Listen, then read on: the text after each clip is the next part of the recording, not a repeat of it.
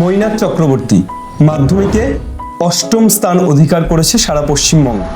খবরের চ্যানেল খুলে বসেছিলাম। আচ্ছা আচ্ছা, মানে তুই একেবারেই ধরে নিয়েছিলিস যে এখানেই একটু পরেই আমার নামটা আসছে আর কি। হ্যাঁ, তো এই যে হিস্ট্রি জিওগ্রাফিতে 100-এ 100, এটার চাবিকাঠি কি? জিওগ্রাফিতে পাওয়াটা নিজে নোট বানিয়ে পড়তিস নাকি টেক্সট বুক পড়তিস?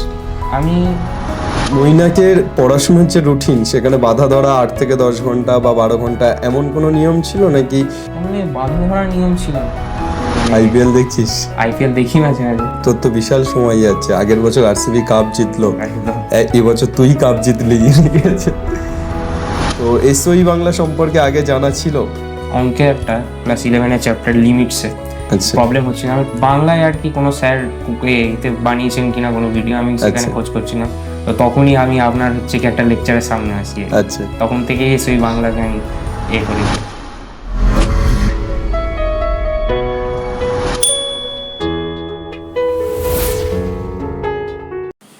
মৈনাক চক্রবর্তী মাধ্যমিকে অষ্টম স্থান অধিকার করেছে সারা পশ্চিমবঙ্গে।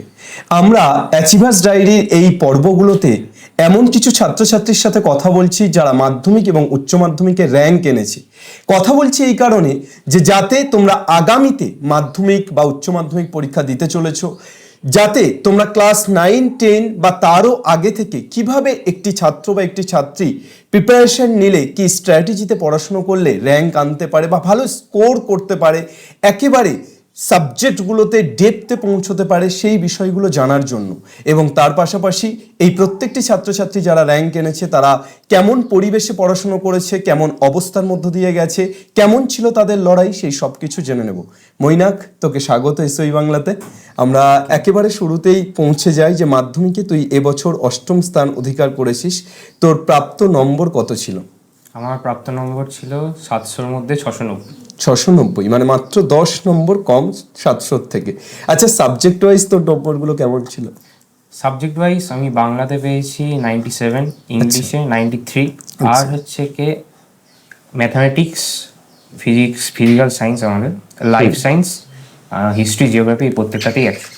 বাহ, মানে এই দুটো সাবজেক্ট বাদ দিয়ে বাকি সব কিছুতেই 100। মানে এই দুটো সাবজেক্টে আরো একটু নম্বরটা যদি বেড়ে যেত তাহলে আমরা আশা করতে পারি এই অষ্টম থেকে প্রথমেও হয়তো চলে আসতো।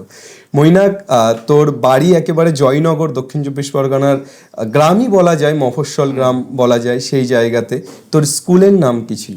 আমার স্কুলের নাম ছিল মজিলপুর জেএম ট্রেনিং স্কুল। আচ্ছা, এই মজিলপুর জেএম ট্রেনিং স্কুল থেকে তুই যে স্কোরটা করেছিস, এটা তো খুব ভালো একটা স্কোর করেছিস। এই জায়গাতে, এই মফস্বল এরিয়াতে থেকে পড়াশুনো করা বা এই টোটাল জার্নিটা যদি একটু বলিস, যে স্কুল কিভাবে সহযোগিতা করেছে, প্রাইভেট শিক্ষকেরা কিভাবে সহযোগিতা করেছে। প্রথমেই স্কুল যেভাবে সহযোগিতা করেছে, কারণ স্কুলের তো সমস্ত স্যারেরাই অভিজ্ঞ। তারা হচ্ছে কে বিগত কেউ কেউ 20 বছর ধরে মাধ্যমিকের কোশ্চেন, মাধ্যমিকের পরীক্ষার্থী তাদের সাথে তাদের সময় কাটিয়ে আসছে। তো তাদের এক্সপিরিয়েন্সটা অনেকটাই বেশি। তো স্কুলে গিয়ে আমার যেটা সব থেকে বেশি লাভ হয়েছে, তো তারা ঠিক করে আমাকে গাইড করতে পেরেছেন যে মাধ্যমিকের এই যে পরীক্ষাটা, সেখানে খাতা কিভাবে প্রেজেন্টেশন করতে হবে, আচ্ছা, এখানে কি কি শর্ট ট্রিক্স আমরা অ্যাপ্লাই করতে পারি, যার ক্ষেত্রে আমাদের মানে টাইম ম্যানেজমেন্টটা অনেকটাই সুবিধা হবে। তো সেক্ষেত্রে স্কুলের টিউটাররা, স্কুলের স্যারেরা আমাকে একটা হিউজ হেল্প করেছে। প্রাইভেট স্যারেরা হচ্ছে কি কনসেপ্ট, প্রত্যেকটা এতে সাবজেক্টের উপরে কনসেপ্ট বিল্ড আপ করতে যথাসাধ্য তাদের চেষ্টা করেছেন। আর সর্বোপরি বাবা মা তাদের অক্লান্ত পরিশ্রমের জন্য আজকের এই কথা হচ্ছিল ব্যাক ক্যামেরাতে বাবার সাথে। বাবা প্রাইভেট, এই প্রাইমারি স্কুল টিচার, এবং তোর এই জার্নিটাতে বাবা সহযোগিতা করেছে। তো এক্স্যাক্টলি কিভাবে বাবার এই সাপোর্টটা পেয়েছিস? বাবার সাপোর্ট সব ক্ষেত্রেই ছিল আর কি। মানে যেটাই করি বাবা কোনোদিন পড়াশোনার ক্ষেত্রে সেরকমভাবে বারণ করেননি, বা অন্যান্য কোনো জায়গায় বেটার সুযোগের ব্যাপার ছিল তো সেখানে যাওয়ার ব্যাপার ছিল, সেখানেও বাবা কোনোদিন হচ্ছে কি বারণ করেন। মানে কোনো কিছুতেই বাধা ধরা ছিল না, একেবারে একটা স্বাধীনতা ছিল, কিন্তু তার সাথে শাসনও ছিল, সেটা ভালোবাসার শাসন একেবারেই। তো মৈনাক, তোর স্কুল যে জেএম ট্রেনিং, সেখান থেকে এই প্রথমবার তোর এই মাধ্যমিকে র্যাঙ্ক, নাকি তার আগেও র্যাঙ্ক এসেছে? না, এর আগেও র্যাঙ্ক এসেছে। এর আগে হচ্ছে কি করোনার পরবর্তী বছরেই আমাদের স্কুল থেকে 7th এবং একজন 7th, দুজন 8th র্যাঙ্ক করেছে। আচ্ছা 7th ছিলেন সম্ভবত অপূর্ব প্রামাণিক, আর হচ্ছে কি 8 দুজন যুগ্ম 8th র্যাঙ্ক করেছিল। একজন হচ্ছে সম্ভবত শাশ্বত, আমি টাইটেলটা ভুলে যাচ্ছি, আরেকজন হচ্ছে কি সোহম পাল, এইরকম ছিল। আচ্ছা আর এরপরে হচ্ছে কি বিগত বছরেই আমাদের স্কুল থেকে হচ্ছে কি 10th র্যাঙ্ক করেছিল রাহুল রিক্তি আছে। আচ্ছা, এই যে যারা আগে র্যাঙ্ক করেছিল এরাই কি তোর ইন্সপিরেশন, যে এরা করেছিল মানে আমিও পারবো? হ্যাঁ, তা একটা বটেই। স্কুলেরও একটা আশা ছিল যে এইরকম ভাবে যখন একটা স্কুলের ধারাবাহিকভাবে র্যাঙ্ক করা শুরু হয়েছে, তো একটা আশা ছিল আমার উপরে। আর আমারও একটা আশা ছিল যে এইরকম স্কুল যেহেতু এগিয়ে যাচ্ছে, তো আমি যদি আমাকেও স্কুলকে কিছু দেওয়া আর কি। আগে একটু স্কুলকে এগিয়ে যেতে পারি। একদম। প্রাইভেট টিচার কতজন ছিলেন, কিভাবে পড়তিস? প্রাইভেট টিচার একটু বেশি ছিল, আমার 9জন মতো ছিল। আচ্ছা, তবে 9জনের মধ্যে আমি পুরো পড়তে যেতিস না বাড়িতে আসতেন? হ্যাঁ, কিছুজন বাড়িতে আসতেন, যেমন হচ্ছে কি ভূগোলের শিক্ষক বাড়িতে আসতেন। আচ্ছা আর ব্যাপারটা এটা মানে 9জন বলতে আমি থ্রু আউট ইয়ার 9জনের কাছে পড়িনি। আচ্ছা আর মানে এই সিলেবাসটা শেষ করার পর আমি আর কি, যেটা মেন ব্যাপার, মক টেস্ট দেওয়া, যত বেশি পরীক্ষা দেওয়া যায়, তো তার জন্য আমি আর কি বছরের শেষ দিকে গিয়ে মাধ্যমিকের টেস্টের পরে গিয়ে কিছু জনের কাছে গিয়ে ভর্তি হয়েছিল, আচ্ছা, জাস্ট এই পরীক্ষা দেওয়ার জন্য। বুঝতে পেরেছি। আচ্ছা, মাধ্যমিকে এই যে র্যাঙ্কটা আসবে এটা কি প্রত্যাশিত ছিল নাকি আনএক্সপেক্টেড? এটা প্রত্যাশিত ছিল, আচ্ছা, মানে একটা আশা ছিল। পরীক্ষা দেওয়ার পরই একটা ছিল যে প্রত্যাশা পূরণের পর অনুভূতি কেমন? প্রত্যাশা পূরণের পর সত্যিই খুবই ভালো লাগছে। মানে যখন তুই দেখলি, এটা কি টিভিতে দেখেছিস প্রথম হ্যাঁ, নাকি? টিভিতে দেখি। তুই দেখেছিস না অন্য কেউ খবর দিল? না, আমি খবরের চ্যানেল খুলে বসেছিলাম। আচ্ছা আচ্ছা, মানে তুই একেবারেই ধরে নিয়েছিলিস যে এখানেই একটু পরেই আমার নামটা আসছে আর কি। হ্যাঁ, তাছাড়া হচ্ছে কি আর কি আমাদের মিশনের যে বন্ধুরা আছে, যাদের আচ্ছা। যাদের প্রতি একটা আস্থা ছিল যে তারা র্যাঙ্ক করবে আর কি, আচ্ছা, তাদের নামটা লাইভ শোনার জন্য আর কি একটা বাহ। ছিল। তারপর চ্যানেলে নিজের নাম দেখার পর কি মনে হয়েছিল? মনে হলো যে এতদিন ধরে যে কঠোর পরিশ্রমটা করে এসেছি, তার আজকে হচ্ছে কি ফলপ্রাপ্তির দিন। বাহ। একেবারে শুরু থেকে কেমন মাইন্ডসেট ছিল তোর? মানে তুই কি ক্লাস 5 থেকেই স্কুলে র্যাঙ্ক করতিস, না কোনো একটা ইনসিডেন্ট তারপরে এই চেঞ্জেসটা এসছে? না, আমি প্রাইমারিতে হচ্ছে কি ক্লাস 1 এবং 2-তে, ক্লাস 1-এ আমি 5th উঠেছিলাম এবং 2-তে সেকেন্ড হয়েছিলাম, তারপর থেকে আমি ফার্স্টই হতাম। আচ্ছা এবার আমাদের তো মানে করোনার ইয়ারের জন্য 5 আর 6 ক্লাস হয়নি, তারপর থেকে 7 থেকে 8 আমি হচ্ছে কি মজিলপুর জেন ট্রেনিং স্কুলে ফার্স্ট হয়ে উঠি এবং তার পরবর্তী বছরগুলো ফার্স্টই হয়েছে। আচ্ছা, তেমন কোনো ইনসিডেন্ট নেই যে হঠাৎ করে কামব্যাক করেছি? একেবারে শুরু থেকেই একটা গতানুগতিক প্রসেসের মধ্য দিয়েই গেছিস। এই যে মাইন্ডসেটটা র্যাঙ্ক করা বা একেবারেই ফুল স্কোর আনা, তুই দুটো সাবজেক্ট বললি, এই দুটো সাবজেক্ট বাদে বাকি সব সাবজেক্টেই তোর প্রায় ফুল স্কোর এসছে, সেই জায়গাতে এই মাইন্ডসেটটা কিভাবে ডেভেলপ করেছিস যে আমি একেবারে ফুল স্কোর আনতে পারি বা আনবো? এই মাইন্ডসেটটা কিভাবে গড়ে উঠলো একদম শুরু থেকে? এই মাইন্ডসেটটা একদম প্রথমে ছিল না, তো এটাকে গড়ে তুলতে হয়েছে ওই মক টেস্ট দেওয়ার মাধ্যমে। আচ্ছা, বারবার মক টেস্ট দেওয়ার মাধ্যমে স্যারেরা যে ভুলগুলো ধরে দিচ্ছেন, যে কোন জায়গাগুলো ভুল হতে পারে, কোন জায়গাগুলো অল্প একটু মিস্টেক হতে পারে, যে জায়গাগুলো ওই অল্প মিস্টেকের জন্যই অনেকটা ভেরি বড় একটা মার্কস ডিডাক্ট হয়ে যেতে পারে। তো সেইগুলো আর কি মাথায় রাখতে রাখতে রাখতে রাখতে তার উপরে আরো হচ্ছে কি মানে মেরামত করতে করতে করতে প্রতি মাসেই মক টেস্টটা দিতিস না একেবারে উইকলি বেসিসে, চ্যাপ্টার বেসিসে? হ্যাঁ, উইকলি বেসিসে, চ্যাপ্টার বেসিসে হতো। আমাদের স্কুলে হচ্ছে কি এইরকম আর কি মক টেস্টের ব্যবস্থা করেছিল আচ্ছা আমি সেকেন্ড সামেটিভের পর থেকে, আচ্ছা এটা আরো বেশি হেল্পফুল হয়েছিল। আচ্ছা, এই মক টেস্টগুলো দেওয়ার পর তুই নিজেকে দেখতিস যে এক্স্যাক্টলি কোন কোন জায়গাতে ভুল হচ্ছে এবং সেই জায়গাগুলো কারেকশন করে আবার এগিয়ে যেতিস। আমি যে কটা ইন্টারভিউ নিয়েছি এখনো পর্যন্ত, তাদের মধ্যে সায়েন্স গ্রুপে 100-তে 100 অনেকেই আছে, কিন্তু আর্টস গ্রুপে অর্থাৎ হিস্ট্রি জিওগ্রাফিতেও 100-এ 100, এটা তোকে প্রথম পেলাম। তো এই যে হিস্ট্রি জিওগ্রাফিতে 100-এ 100, এটার চাবিকাঠি কি? মানে হিস্ট্রি জিওগ্রাফিতে সত্যিই যে 100-তে 100 পাওয়া যায়, এটাই তো একটা অভাবনীয়। তো তুই কিভাবে পেলি, সেই চাবিকাঠিটা কি? দেখুন, জিওগ্রাফিতে পাওয়াটা মেনলি ম্যাটার করে হচ্ছে কি প্রেজেন্টেশনের উপর। আচ্ছা কারণ জিওগ্রাফি অ্যাকচুয়ালি এখন যেরকম হয়ে গিয়েছে প্রায় অ্যাপ্লাইড সায়েন্সই আমরা বলতে পারি। আর জিওগ্রাফিতে যে যত বেশি হচ্ছে কি প্রত্যেকটা আর কি আমাদের যেরকম 5 মার্কস 3 মার্কসের কোশ্চেন থাকে, এই কোশ্চেনগুলোতে যে জায়গাগুলোতে আর কি কোনো ছবি দেওয়া যেতে পারে সেই জায়গাগুলোতে যে যত বেশি ছবি দেবে আর যত বেশি হচ্ছে কি পয়েন্ট ভিত্তিক এবং ইনফরমেশন ভিত্তিক, একদম যত সে লেখার মধ্যে ইনফরমেশন বাড়াতে পারবে তত তার মানে লেখার মানটা একটু বাড়তে থাকবে। একেবারে। তো তুই কি এই সাবজেক্টগুলোতে নোট মানে টিচাররা লিখিয়ে দিত সেটা পড়তিস, নাকি নিজে নোট বানিয়ে পড়তিস, নাকি টেক্সট বুক পড়তিস? আমি হচ্ছে কি জিওগ্রাফির জন্য হচ্ছে কি শুধুমাত্র টেক্সট বুক আর টিচাররা নোট দিতেন সেই নোটটা পড়তাম। আর সাথে সাথে হচ্ছে কি যেটা করতাম আর কি নিজে ওই সেলফ নোটস বানানো আর কি। আচ্ছা, যেটা যেটা সবার ক্ষেত্রেই সব থেকে বেশি হেল্পফুল, কারণ একটা সাবজেক্ট নিজে একবার পড়ার থেকে ওটা লেখা যখন আপনি লিখবেন তো লেখার পরে হচ্ছে কি ওই জিনিসটা আমাদের যেহেতু ভিজুয়ালাইজ হয় তো ওই জিনিসটা অনেক দিন পর্যন্ত মনে থাকে। একেবারে। আর হিস্ট্রির ক্ষেত্রে হচ্ছে কি আমার বাংলা ধরা কোনো নোটসের ব্যাপার ছিল না। স্যার হচ্ছে কি ওই বইটাকেই থরলি পড়তে বলতেন এবং স্যার খুব এই ব্যাপারটাকে এনকারেজ করতেন যে নিজে লেখা, নিজে নোটস বানানো, নিজের ভাষার মধ্যে কোন জায়গাগুলো খামতি হচ্ছে সেই জায়গাগুলো কিভাবে পূরণ করতে হবে, কোন জায়গাগুলো ইনফরমেশন ল্যাক হয়ে যাচ্ছে। এটা কোন স্যার, প্রাইভেটের না স্কুল? প্রাইভেটে। প্রাইভেটে। স্কুলের স্যারও মানে এই ব্যাপারটা যথাযোগ্য চেষ্টা করতেন কিন্তু অতটা ভালো করে হতো না। প্রাইভেটে পার্সোনালি তোর গাইডেন্সটা ছিল যেহেতু। এবার সেহেতু হচ্ছে কি আমি ওই বড় বড় যে আমাদের 8 মার্কসের 4 মার্কসের যে কোশ্চেনগুলো থাকে তো সেগুলো লিখে আমি স্যারকে দেখাতাম।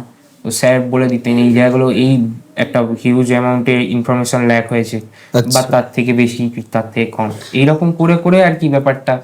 মানে ব্যাপারটা রাতারাতি ঘটেনি। ছাত্রছাত্রী যেটা ভাবে যে আমি রাতারাতি সিচুয়েশন চেঞ্জ করে দেবো, হঠাৎ করে ফার্স্ট হয়ে যাবো, সেটা তো সম্ভব নয়। মৈনাক চক্রবর্তীকে 8ম র্যাঙ্ক করতেও কিন্তু অনেকটা সময় লেগেছে, অনেক ভুলভ্রান্তি হয়েছে, অনেক গাফিলতি হয়েছে, কিন্তু সেই জায়গাগুলো কনসিস্টেন্টলি মেনটেন করে মৈনাক আজকে এই জায়গাতে এসছে। তো মৈনাক একেবারে যারা তোর ছোট বা জুনিয়র ছাত্রছাত্রী যারা আগামী দিনে মাধ্যমিক দেবে তাদের উদ্দেশ্যে কিভাবে বলবি যে একেবারে শুরু থেকে কিভাবে পড়াশুনো করলে তারাও বেটার রেজাল্ট করতে পারে? তো একেবারে শুরু থেকেই আমি যেটা বলবো যেন পড়াশোনাটা নোটস ভিত্তিক না হয়ে পড়ে, কারণ নোটস ভিত্তিক হয়ে পড়লেই হচ্ছে কি যখনই নিজে লেখার দক্ষতা কমে যাবে এই সমস্ত আর্টসের সাবজেক্টের বিষয়গুলিতে, তো নিজে লেখার দক্ষতা কমে গেলেই আর এখন কোশ্চেন সেই রকম মানে যে বাঁধা ধরা যে একটাই কোশ্চেন সেই কোশ্চেনটাই আমি পড়ে যাবো সেই কোশ্চেনটাই পরীক্ষায় আসবে এইরকম ব্যাপারটা আর নেই। এখন কোশ্চেন হচ্ছে কি আর কি মানে যেগুলো আর কি নিজে ভাবার বিষয়, এখন কোশ্চেন এরকম ডাইরেক্ট আসছে না, যেখানে নিজে একটা মূল্যায়ন ভিত্তিক একটা প্রসেসের মধ্যে দিয়ে গিয়ে কোশ্চেনের অ্যান্সারটা করতে হবে। সেটা আর্টস হোক বা সায়েন্স হোক, আর্টসের ক্ষেত্রেও এখন বেশি এই জিনিসগুলো অ্যাপ্লাই হচ্ছে। আমরা যদি বিগত বছরের মাধ্যমিক কোশ্চেনগুলো দেখি তো বুঝতেই পারবো। তো তার জন্য যেটা মেন দরকার হচ্ছে কি নিজে একদম থরলি প্রথমে টেক্সট বুক শেষ করা, তারপরে হচ্ছে কি সেলফ নোটস বানানো, আর নোটস বানিয়ে হচ্ছে কি সেগুলো বারবার রিভাইজ করা। কারণ আর্টসের সাবজেক্টগুলো আমরা হচ্ছে কি যত বেশি রিভাইজ করব তত হচ্ছে কি আমাদের ওই বারবার হচ্ছে কি ভিজুয়ালাইজ করার মাধ্যমে আমাদের মনে থাকবে বেশি। একদম। তুই যখন মাধ্যমিক পড়তিস কতদিনের মধ্যে তোর সিলেবাস শেষ হয়ে গেছিল? আমার আর্টসের সিলেবাসটা শেষ হতে একটু দেরি হয়েছিল, 8 মাস মতো লেগেছিল। আচ্ছা। সায়েন্সের সিলেবাসটা প্রায় 6 মাসের মধ্যেই শেষ হয়ে গিয়েছিল। এটা কি ক্লাস 10-এ উঠেই শুরু হয়েছিল না ক্লাস 9 থেকেই শুরু হয়ে গেছিল? না মানে এটা আমি চেষ্টা করতাম আর কি, ক্লাস 7 থেকেই চেষ্টা করতাম এইরকম করার। আচ্ছা, মানে একটু এগিয়ে থাকা, যতটা বেশি এগিয়ে থাকা। একদম। মৈনাকের পড়াশোনার যে রুটিন সেখানে বাধা ধরা 8 থেকে 10 ঘন্টা বা 12 ঘন্টা এমন কোনো নিয়ম ছিল নাকি একেবারেই পরের দিনের কতটা পড়া আছে কতটা পড়তে হবে সেই বেসিসে? মানে বাধা ধরার নিয়ম ছিল না, মানে আমি প্রত্যেকদিন যেটা রাখতাম আমার একটা গোল সেট করতাম যে আমাকে আজকের এখান থেকে এতটা বা যে জায়গাগুলো খামতি আছে সেই জায়গাগুলো আমাকে মেকআপ করতে হবে, বা যেই জায়গাগুলো আমার কনসেপ্টটা ঠিকঠাক নেই সেই জায়গাগুলো আমাকে ক্লিয়ার করতে হবে। তো এইগুলো আমি একটা মানে পরের দিন কি করব তার একটা গোল হচ্ছে আগের দিন সেট করা হতো। আচ্ছা, সেক্ষেত্রে এভারেজ কতটা সময় তুই পড়তিস তাও? এভারেজ মাধ্যমিকের আগে তো সেলফ স্টাডি সেরকম সুযোগ হতো না, তো মাধ্যমিকের আগে বলতে ওই টেস্টের আগে আর কি, টেস্টের আগে সেরকম সেলফ স্টাডি সুযোগ হতো না। টেস্টের স্কুল প্রাইভেট এইসব এরকম করতেই করে চলে করে যেত। চলে যেত। তবু দিনে কতক্ষণ সেলফ স্টাডি হতো? দিনে তার পরবর্তীকালে প্রায় 9 থেকে 10 ঘন্টা এরকম সেলফ স্টাডি। আচ্ছা, মানে মূলত যখন টেস্টের পর স্কুল ছুটি পড়ে গেল তখন, আর স্কুল ছুটির সময় তখন ছুটি যখন হয়নি তখন 2 থেকে 3 ঘন্টা 4 ঘন্টা এরকমই সময় পাওয়া যেত। একটু বেশি পেতাম। আচ্ছা। 5 থেকে 6 ঘন্টা। 5 থেকে 6 ঘন্টা সেলফ স্টাডিতে সময় পেতিস। মৈনাক, অনেকক্ষণ ধরে পড়াশোনা নিয়ে কথা বললাম, তোর স্কুলের শিক্ষক বাবা মা কিভাবে সাহায্য করেছে এই পুরো জার্নিটাতে সেটা নিয়ে কথা বললাম। এবার আসি যে পড়াশোনার বাইরের মৈনাক, মৈনাক পড়াশোনার বাইরে আর কি ভালোবাসে? আমি হচ্ছে কি ক্রিকেটও খেলতে ভালোবাসি। তাছাড়া হচ্ছে কি আমার হবি হিসেবে একটু আঁকাঝোঁকা করি। আচ্ছা, আর ক্রিকেটে কার ফ্যান তুই? ক্রিকেটে হচ্ছে কি মানে আইপিএল দেখছিস? আইপিএল দেখি মাঝে মাঝে। তো আচ্ছা। আইপিএল হচ্ছে আরসিবি। আরসিবি? তোর তো বিশাল সময় যাচ্ছে, আগের বছর আরসিবি কাপ জিতলো, একদম। এবছর তুই কাপ জিতলি, ঠিক আছে? তো আরসিবির মানে বিরাট কোহলির বিরাট ফ্যান। কোহলি। আচ্ছা, আর আর ক্রিকেটের আগে বাইরে? হচ্ছে কি রিসাইটেশন করতাম, কিন্তু আচ্ছা মাঝখানে পড়াশোনার চাপে হচ্ছে কি সেটা আর কি বন্ধ করতে হয়েছে। আচ্ছা যদিও পড়াশোনার চাপে আঁকাঝোঁকাটাও এখন প্রায় বন্ধ। আচ্ছা আর তাছাড়া হচ্ছে কি একটু আর কি গিটার বাজাতাম। আচ্ছা, এখন বাজাচ্ছিস না মাধ্যমিকের পর কি আবৃত্তি বা গিটার বাজানো এগুলো শুরু হ্যাঁ, হয়েছে? হয়েছিল। আচ্ছা, আবার এখন আবার মিশনে চলে কমে গেছে, মিশনে চলে গেছিস। তারপরে তো মৈনাক কি একটা আবৃত্তির কয়েকটা লাইন শোনাতে পারে আজকে? হ্যাঁ, আবৃত্তি শোনাতে পারি, কিন্তু অনেকদিন আগে তো করেছি, অসুবিধা নেই। ভুলে গিয়েছি তো, মানে লাইনগুলো সেরকম ভাবে পুরো মনে নেই। আচ্ছা একটু দেখে পাঠ করলে হতো। আচ্ছা, বই আছে কাছে না বাবাকে আনতে বল? দেখতে হবে একটু। আচ্ছা, ওর যদি আবৃত্তির কোনো বই থাকে একটু দেখুন। হ্যাঁ, তোর পড়াশুনোর বাইরে তো অনেক কিছুই তুই বললি, যে আবৃত্তি করা বা গিটার বাজানো, খেলাধুলোতেও ক্রিকেটে ইন্টারেস্ট আছে। আগামীতে কোন দিকে যেতে চাস? আগামী নিয়ে কি ভাবছিস? মাধ্যমিক তো আগামীতে, হয়ে গেল। হ্যাঁ, এবার হচ্ছে কি ইঞ্জিনিয়ারিং লাইনে আর কি পড়াশোনাটা চালিয়ে যাওয়ার চেষ্টা করছি। আচ্ছা, মানে মেইনলি তুই 11-12 পড়ছিস, সায়েন্স নিয়ে পড়ছিস। সায়েন্সের সাবজেক্টগুলো কি পিসিএমবি আছে? না, সায়েন্সের সাবজেক্ট আমার আছে পিসিএমএস, মানে পিসিএমএস। Physics, এবছর Chemistry, যে Mathematics, Statistics। উচ্চ মাধ্যমিকে প্রথম হয়েছে আদ্রিত, ওর এই সেম কম্বিনেশন ছিল। আর ও মাধ্যমিক দেওয়ার পর এই কম্বিনেশন নেওয়াতে অনেকে ওকে বলেছিল যে এই কম্বিনেশনে র্যাঙ্ক আনা যায় না, কিন্তু র্যাঙ্ক এনে দেখিয়েছিল। আগের দিনে ওর ইন্টারভিউ নিচ্ছিলাম, সেটা বলছিল। তো আমরা আশা করতে পারি মৈনাকের কাছ থেকেও তেমন কিছু। স্ট্যাট তো 100 পাওয়ার মতোই সাবজেক্ট, আর ফিজিক্স কেমিস্ট্রি ম্যাথামেটিক্স তিনটেই তো খুব স্ট্রং সাবজেক্ট, ভালো করে পড়লেই হবে। তো আমি শুনলাম ব্যাক ক্যামেরাতে তোর সাথে যখন কথা হচ্ছিল, তুই বলছিলিস যে নরেন্দ্রপুর রামকৃষ্ণ মিশনে ভর্তি হয়েছিস। তো সেখানে পড়াশোনা কেমন লাগছে? মানে শুরু তো হলো 11। তো সেখানে হচ্ছে কি পড়াশোনার যথেষ্টই সময় আছে, সেলফ স্টাডি একাধারে, মানে ওখানে মোটামুটি সবকিছুই খুবই ভালো করেই আর কি চলছে। একদম রুটিন মাফিক পড়াশোনা যেটা বলে, এবং মহারাজরা তো খুব হেল্পফুল সেভাবে। এবং তুই আজকে আমার আসার আগেও তুই বলছিলিস যে আচ্ছা, বাবা খুলেই দিয়েছে কোন কবিতা আবৃত্তি করবি। তো আজকে আমার আসার আগে তুই বলছিলিস যে ক্লাস চলছিল অনলাইনে, আমি দিচ্ছি জাস্ট হাতে থাক, আমরা কথা বলি তারপর। ক্লাস চলছিল অনলাইনে, তার মানে বাড়িতে গরমের ছুটিতে এসেও মোটামুটি পড়াশোনা চলছে। অবশ্যই। তো সেই জায়গাটা থেকে ভালোভাবে পড়াশোনা তো করতে হবে। আচ্ছা মৈনাক, আমি তো এসেছি, তোকে বলছিলাম যে এসওই বাংলা থেকে এসেছি, এবং এক্স্যাক্টলি কি কারণে আমি এসেছি সেটা তো ছাত্রছাত্রীদেরও বললাম, তুইও শুনলি। তো এসওই বাংলা সম্পর্কে আগে জানা ছিল? হ্যাঁ, আমি এসওই বাংলা তখন আমি ক্লাস 10-এই পড়ি। আচ্ছা এসওই বাংলা হঠাৎ করে একদিন আমার অঙ্কে একটা ক্লাস 11-এর চ্যাপ্টার লিমিটসে আচ্ছা প্রবলেম হচ্ছে। আমি একটু বাংলায় আর কি কোনো স্যার এতে বানিয়েছেন কিনা কোনো ভিডিও, আমি সেখানে খোঁজ করছিলাম। তো তখনই আমি আপনার হচ্ছে কি একটা লেকচারের সামনে আসি। আচ্ছা, তখন থেকেই এসওই বাংলাকে আমি করেছি। কেমন লেগেছে লেকচার? অবশ্যই এই লেকচারটা সত্যি আমার কাছে খুব হেল্পফুল। আমার তারপর লিমিটসের অনেক বেসিক কনসেপ্ট যে জায়গাগুলো খামতি ছিল আমার, সেটা অনেকটাই কেটেছে। আচ্ছা আচ্ছা, তুই একটু বলে দে, যেটা কোনো পেইড প্রমোশন নয়, এটা কোনো paid promotion সেটা তুই নয়। নিজের থেকে অর্গানিক্যালি অবশ্যই। বলছিস। তো ঠিক আছে, যাই হোক, খুব ভালো লাগলো মৈনাক, আগামীতে এগিয়ে চল। আমি আগের দিন আদ্রিতর সাথেও কথা বলছিলাম, আদ্রিতও বলছিল যে তোদের রামকৃষ্ণ মিশনে ইন্টারনেটের একটা ব্যবস্থা আছে। ফোন তো ইউজ করতে দেয় না, কিন্তু ইন্টারনেট অ্যাক্সেস করতে দেয়, যাতে করে এই সময়ের সাথে, ডিজিটাল সময়ের সাথে একেবারে তালে তাল মিলিয়ে এগিয়ে যেতে পারে, না হলে ব্যাকডেটেড হয়ে পড়বে। তো বইও যেমন আমাদের কাছে ইম্পর্টেন্ট, আমাদের কাছে অফলাইন শিক্ষকও যেমন ইম্পর্টেন্ট, অনলাইনটাকেও সেভাবে ইম্পর্টেন্স দিয়ে আমাদের দেখতে হয়। তো আমার ভালো লাগছিল যে আদিত্য বলছিল যে ওরা ওরা অনেকেই আছে যারা এই অনলাইনে ম্যারাথন ক্লাসগুলো বা এসওই বাংলার এগুলো দেখতো এবং ওদের খুব হেল্পফুল হতো। তো আমার কালকে ওর কাছে শোনার পর দায়িত্ব অনেক বেড়ে গেল যে তাহলে আরো ভালো কাজ করতে হবে এবং চেষ্টা করতে হবে যে বাংলার সমস্ত ছাত্রছাত্রীদের পাশে থাকার যে চেষ্টা চালিয়ে যাচ্ছি সেটা যাতে হয়। আমরা তুই ক্লাস 10-এ পড়তে পড়তে 11-এর ক্লাস দেখেছিস, কিন্তু ক্লাস 10-এর ক্লাসও আমরা রিসেন্ট টাইমে বানানো শুরু করেছি। সেটার জন্যই হয়তো ইউটিউবের কিছু অ্যালগোরিদম থাকে পরে পরে দেখায়, তো সেটা হয়তো পরবর্তীতে যারা পড়বে তাদের ক্ষেত্রে খুব সুবিধা হবে। তো সেই ক্ষেত্রে মাধ্যমিকের ক্লাসগুলোও আমরা আনছি যাতে খুব ভালো করে করা যায়। তোর কি মনে হয় মৈনাক, যে তুই অফলাইনেই পড়েছিস, মূলত 9টা টিচার ছিল বা স্কুল সমস্ত কিছু হেল্প করেছে, অনলাইন এডুকেশন কতটা গুরুত্বপূর্ণ বলে মনে হয় আজকের সময়? অনলাইন এডুকেশন অবশ্যই গুরুত্বপূর্ণ, কারণ দেখুন এই অফলাইন এডুকেশনের মধ্যে আমাদের যেটা সব থেকে বেশি আর কি ফ্যাক্টর হয়ে পড়ে সেটা হচ্ছে টাইম। যাওয়া আসা মাঝখানে অনেকটাই সময় আর কি এইভাবেই কেটে যায়।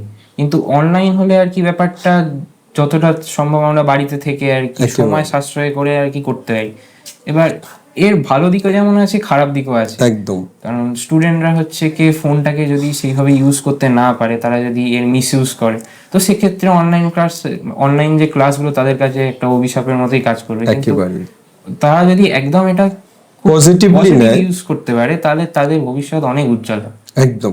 অ্যাকচুয়ালি বিষয়টা হচ্ছে যে অনলাইন এডুকেশনের আরও একটা পজিটিভ দিক মৈনাক আমার যেটা মনে হয় সেটা হচ্ছে যে আজকে সময়ে দাঁড়িয়ে ইউটিউবে যে টিচাররা ক্লাস করাচ্ছেন, হয়তো দেখা যাবে ভারতবর্ষের সবচেয়ে বেস্ট টিচার কোনো প্ল্যাটফর্মে ক্লাস করাচ্ছে। তো সেটা ধর তুই জয়নগরের মজিলপুরে বসে যে টিচারকে পাচ্ছিস, অবশ্যই সমস্ত শিক্ষকই খুব ভালো, কিন্তু তারপরও একটা অন্য রকম ক্লাস যদি তুই পাস যেটা তোর হেল্প করতে পারে, সেক্ষেত্রে আমার মনে হয় অনলাইনটার দ্বারাই সম্ভব। কেননা আমরা দেখছিলাম যে আজকে জয়নগরের মজিলপুরে বসে তুই চাইলেও কোটার ক্লাস দেখতে পারবি না, কিন্তু কোটার টিচাররা 5 বছর আগেও সেটা হতো না, কিন্তু এখন কোটার প্রত্যেকটা টিচার ধরতে গেলে অনলাইনে এসে তারা বিভিন্ন ইনস্টিটিউশন, বড় বড় ইনস্টিটিউশন, আকাশ, অ্যালেন, পিডব্লিউ, সেগুলোতে পড়াচ্ছে এবং তার মাধ্যমে সারা ভারতবর্ষে এই শিক্ষাটা ছড়িয়ে যাচ্ছে। তো আমার ব্যক্তিগতভাবে মনে হয় এটা খুবই হেল্পফুল, মানে সবার জন্য খুবই হেল্পফুল।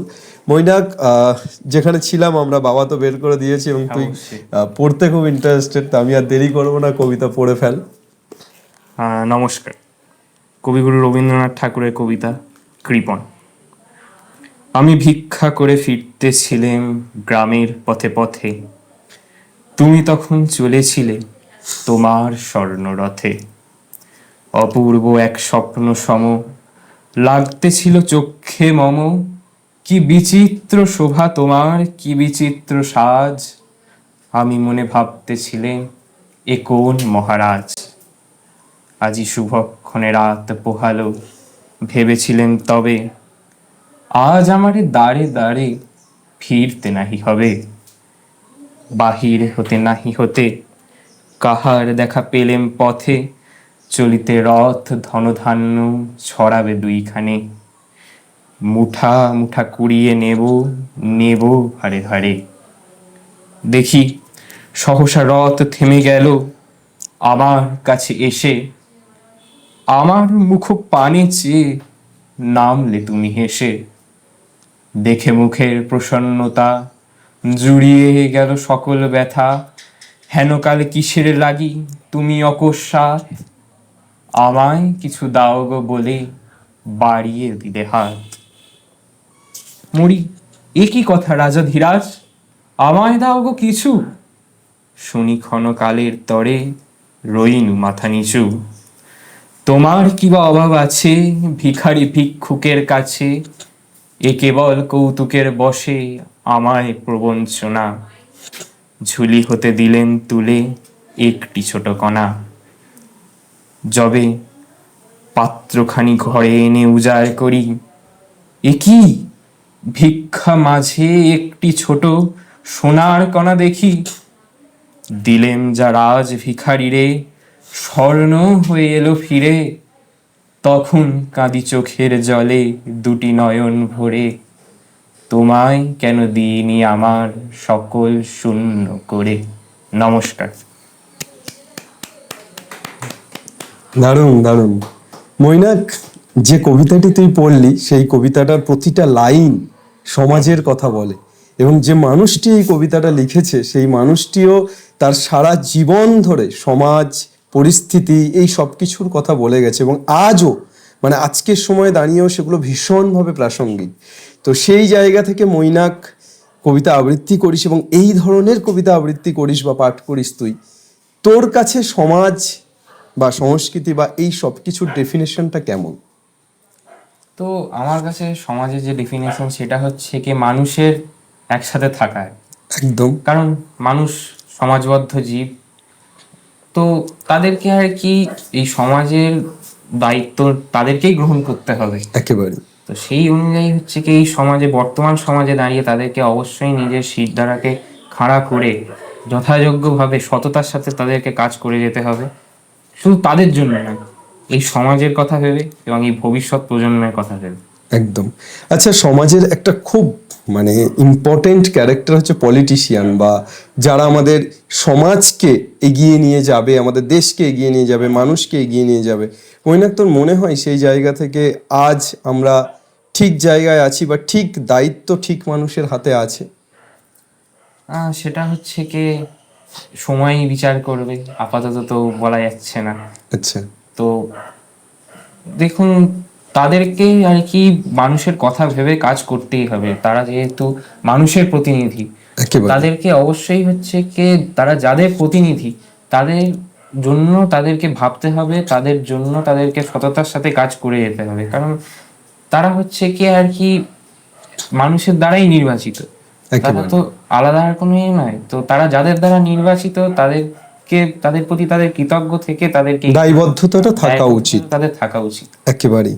মৈনাক কখনো আগামীতে যেই দেবে ইঞ্জিনিয়ারিং পড়বে তার পাশাপাশি এই জায়গাতে ইনভলভ হবে এমন ইচ্ছা আছে যে মানুষের জন্য কাজ করব? ইচ্ছা তো বরাবরই আছে, ছোটবেলা থেকেই আছে। আচ্ছা। তো যেই দেওয়ার পরে আমার সত্যি এইরকমই একটা ইচ্ছা আছে আর কি। আচ্ছা, ইউপিএসসি দেবে যেই দেওয়ার পরে? ইউপিএসসি দেওয়ার ইচ্ছা আছে। একেবারে। ঠিক আছে মৈনাক, অনেকটা কথা হলো, অনেক বিষয়ে কথা হলো, অনেক রকমের উপলব্ধি হলো। আশা করছি এই উপলব্ধিটা শুধু আমার আর তোর মধ্যে সীমাবদ্ধ থাকবে না। অবশ্যই। এই উপলব্ধিটা আমার তোর পেরিয়ে বাংলার প্রত্যেকটি ছাত্রছাত্রীর কাছে ছড়িয়ে পড়বে। তো একেবারে লাস্ট মেসেজ তুই তোর ভাই বোনেদেরই বলা যায়, যে যারা মাধ্যমিক দেবে, 9-10-এ পড়ছে, তাদের উদ্দেশ্যে যদি দিতে চাস, সেটা ওই ক্যামেরার দিকে তাকিয়ে বল। তো তাদের উদ্দেশ্যে হচ্ছে কি একটাই বার্তা, তাদেরকে যথাসম্ভব হচ্ছে কি নিজের দায়িত্বের প্রতি সততা বজায় রেখে তাদেরকে কাজ করে যেতে হবে। তাদেরকে আগামী দিনে আরো বড় একজন মানুষের মতো মানুষ হতে হবে। তো সেই পথেই তারা যাতে এগিয়ে যেতে পারে, সেই পথের দিশারি হিসাবে তাদের বাবা মা অবশ্যই, সাথে সাথে তাদের হচ্ছে প্রাইভেট টিউটার, স্কুলের টিচার, এদেরকে তাদের হচ্ছে কি পথের দিশারি করে আগামী দিনে উজ্জ্বল ভবিষ্যতের দিকে এগিয়ে যেতে হবে এবং মানুষের জন্য কাজ করতে হবে। তো তারা আর কি যে জায়গায় জন্মগ্রহণ করেছে সেই জায়গার প্রতি তাদেরকে দায়বদ্ধ থেকে সেখানকার মানুষজনের দুঃখ কষ্টকে নিজের করে নিতে হবে, তাদের জন্য কাজ করতে হবে, এইটুকুনি বার্তা। একদম। মৈনাক, তোকে অনেক অনেক ধন্যবাদ বলবো না, তুই আমার থেকে অনেক বয়সে ছোট। ভালোবাসা, অবশ্যই। এই কারণেই ভালোবাসা যে আজকে এই শ্রমজীবী মানুষের মতো বসে ঘামে ভিজে এই পডকাস্টটা রেকর্ড হলো।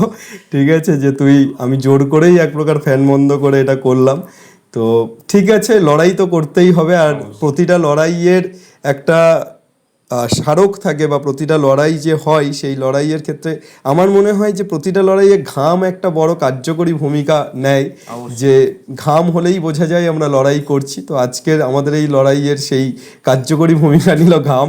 তো যাই হোক, আমরা ঘেমে ভিজে তোমাদের জন্য এই কাজটা করলাম। মৈনাক তোমাদের দাদা হিসাবে প্রায় আধ ঘন্টা ধরে ঘেমে ভিজে এই কাজটা তোমাদের প্রত্যেকের জন্য করলো। আমি রিকোয়েস্ট করব তোমাদেরকে যে তোমরা এই পডকাস্টটা শুধুমাত্র দেখে সরে যেও না বা চলে যেও না। যদি মনে হয় যেটা কার্যকরী ভূমিকা নিয়েছে তোমাদের ক্ষেত্রে, আমার রিকোয়েস্ট থাকলো তোমাদের প্রত্যেকের কাছে, তোমরা এই এপিসোডটিকে বা এই সাক্ষাৎকারটিকে বা মৈনাকের এই গুরুত্বপূর্ণ কথাগুলোকে বাংলার প্রত্যেকটি ছেলেমেয়ের কাছে, তোমাদের সহপাঠীর কাছে, তোমাদের বন্ধুদের কাছে ছড়িয়ে দিও, যাতে করে সমস্ত ছাত্রছাত্রী এটা দেখে উদ্বুদ্ধ হতে পারে, তারাও আগামীর মৈনাক হয়ে ওঠার স্বপ্ন দেখতে পারে, তারাও একেবারে সমস্ত বিষয়ে 100-তে 100 আনার স্বপ্ন দেখতে পারে। মৈনাক, এসওই বাংলার তরফ থেকে খুব ছোট্ট উপহার তোর জন্য। আগামীর পথ চলাতে এসওই বাংলা সবসময় চেষ্টা করবে তোর পাশে থাকার। ফোন নম্বর তো থাকছে, চেষ্টা করব যে কোনো সমস্যা, যে কোনো এতে যদি ক্ষুদ্র কিছু সাহায্য আমরা করতে পারি সেই দিক থেকে। আচ্ছা, এসওই বাংলার স্মারক নিয়ে একবার আমরা ক্যামেরাতে বলি, বাংলা পড়বে, বাংলা শিখবে, বাংলা শিখবে এবং বাংলা জিতবে। এবং বাংলা জিতবে। একদম। নমস্কার, আমি মৈনাকের মা সুবর্ণা চক্রবর্তী। মৈনাক ছোটবেলা থেকেই পড়াশোনায় একটু ভালো ছিলই, কিন্তু একটু দুষ্টুও ছিল। ওকে পড়তে বসানোটার একটু সমস্যা হতো, কিন্তু পড়তে বসে গেলে আর সময়ের দিকে অতটা খেয়াল রাখতো না যে কতটা সময় চলে যাচ্ছে। যে কাজটা দেওয়া হতো সেটা যতক্ষণ না পর্যন্ত কমপ্লিট হতো ও উঠতো না। আর ছোটবেলায় তো একটু দুষ্টু হয়, দুষ্টুমি করতো, সেটা আমাকেই সামলাতে হতো। আর ওর এই রেজাল্টের আমরা সত্যি খুবই খুশি, খুবই গর্ব অনুভব করছি। আর অভিভাবিকাদের বলবো, বিশেষ করে মায়েদের, সন্তানেরকে স্কুলে পাঠানো এবং টিউশন মাস্টারমশাইয়ের কাছে পাঠানো, বাড়িতে দেখা খুব দরকার। অবশ্যই করে স্কুলে পাঠাবেন, কারণ স্কুলে ওই যে 11টা থেকে 4টে, 4:30 পর্যন্ত থাকে, এই যে টিচারদের কাছে থাকে, এটা খুব দরকার পড়াশোনার ক্ষেত্রে, যেটা মৈনাকের ক্ষেত্রে খুবই উপকার হয়েছে। কারণ ও স্কুল কামাই করতে একদমই চাইতো, ওকে স্কুলে সবসময় পাঠাতাম আমরা এবং ও স্কুলে যেতেও চাইতো। স্যারেদের সান্নিধ্যে থেকেই আজ ওর এই সাফল্য। তাই সমস্ত অভিভাবককে বলবো যে বাচ্চাকে স্কুলে পাঠান। শ্রী মৃন্ময় চক্রবর্তী, মৈনাক চক্রবর্তীর বাবা।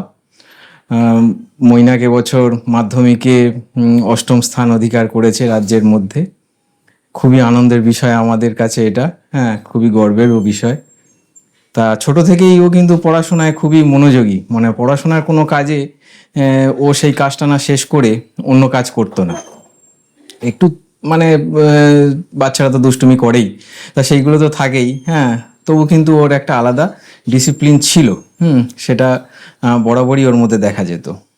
তাই এরকমভাবেই আস্তে আস্তে যখন একটু বড় হতে থাকলো, আমার সঙ্গে ও পড়াশোনার জন্য যে মানে যেটা বুঝতাম আর কি, যে ওর এই বিষয়গুলো আরেকটু ভালো ধারণা দরকার ছোট থেকেই, তা সেই জন্য আমি বিভিন্ন জায়গায় ওকে নিয়ে যেতাম। ছুটির দিনেও ও আমার সঙ্গে যেত, মানে কোনো অনীহা ছিল না এতে যে আজকে আমার ছুটি, আমি কেন যাব। হ্যাঁ, ওর মধ্যে কিন্তু এই মাধ্যমিকে এই ফলাফলের জন্য মানে এটা কি আপনারা এক্সপেক্ট করেছিলেন?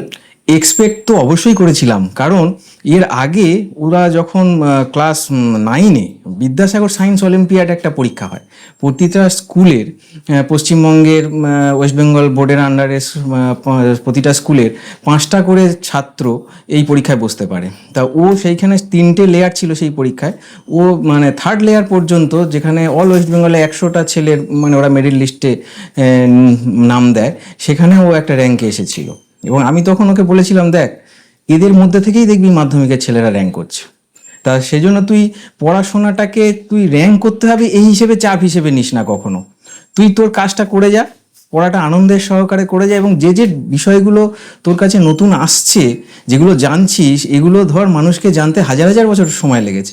এবার তুই জানছিস পড়াশোনার মাধ্যমে কয়েকটা ঘন্টার মধ্যে, হ্যাঁ, বা কয়েকটা দিনের মধ্যে, তাহলে সবসময় লক্ষ্য রাখ যে এই বিষয়গুলো তোর কাছে কতটা আনন্দের হচ্ছে। যখনই এই পড়াশোনা বিষয়টা আনন্দের জায়গায় চলে যাবে, তখন তো জানার আগ্রহটা আরো বাড়বে। এই যখন প্রথম শুনলেন মৈনাক 8ম স্থান অধিকার করেছে, তখন অনুভূতিটা কেমন ছিল? তখন অনুভূতিটা খুবই মানে আনন্দের ছিল, খুবই আবেগপ্রবণ ছিল। না, আমি বাড়িতেই ছিলাম, হ্যাঁ, আমার মানে প্রাইমারি স্কুল মর্নিং, তা আমি একটু আগেই সেদিনকে রেজাল্টটা বেরোবে বলে আমি একটু ছুটি নিয়ে মাস্টারমশাইয়ের কাছ থেকে এসেছিলাম, যে লাইভ টিভিতে দেখবো যে রেজাল্ট কীরকম হয় না হয়।